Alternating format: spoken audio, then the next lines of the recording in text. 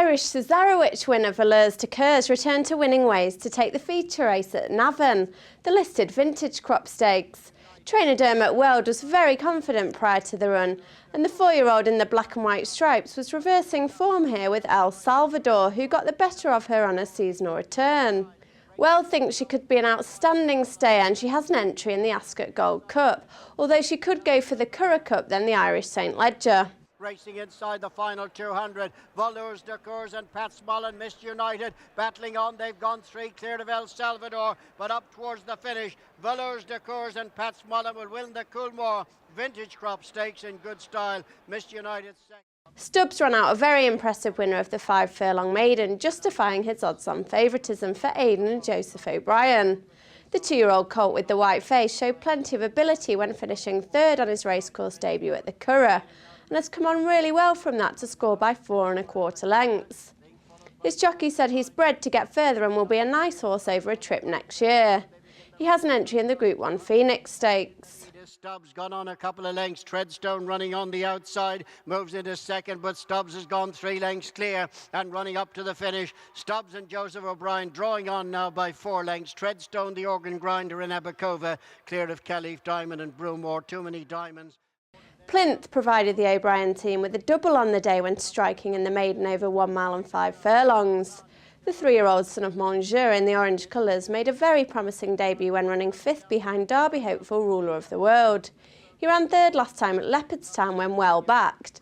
A step up in trip and first-time cheap pieces may have helped. Now by Plint, who's making ground on the outside, then Bent Nayaf and Tioch trying to make headway. Plint now races up to the long-time leader Marani as they race now to the final furlong, and Plint is the leader. Marani is trying to battle back towards the inside. Tioch is running on in 3rd. They're racing inside the last 200 yards. Plint in front of Marani. Tioch is coming home in 3rd. They're inside the last 150 yards. Plint, Marani's battling back on the inside, going to the line. Plint will just win it for Joseph O'Brien. Marani. True Verdict bounced back to form from a disappointing seasonal return to land the 6-furlong maiden in decisive fashion under Wayne Lorden.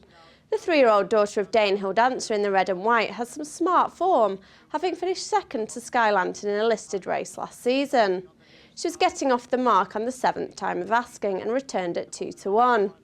Lorden said she picked up nicely and she appreciated the nicer ground.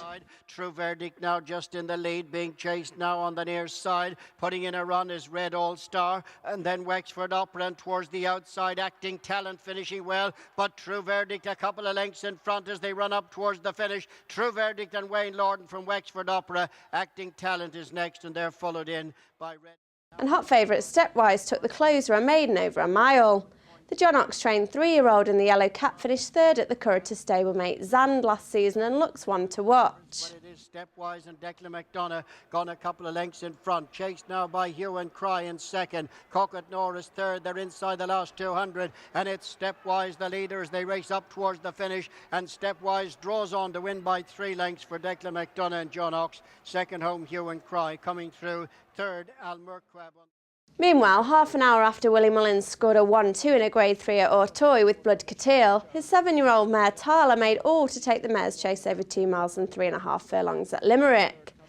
The winner was disappointing in Grade 1 company at Punchestown, but back down in grade she won very comfortably, winning for the 2nd time over fences. But it's Tarla who's done it to them. She's got the advantage. Big jump at the 2nd, last Karen on 2nd. Back in 3rd spot, Castle Rock Rose was a little awkward, but at the final fence now, it's Tarla out in front clear, and over in front is Tarla from in 2nd, Karen None, and they in turn are a long way clear. This is a good performance from Tarla, who wins this ease down, wins it comfortably. Tarla's going to win it for Emmett Mullins and Willie. Back in 2nd is Karen None. 3rd will go to Castle Rock Rose. Battle for 4. It looks as though our Victoria will pick up the 4th at the expense of Shabra Charity. 5th will be... Toller had been disappointing in Grade 1 company at Punchestown last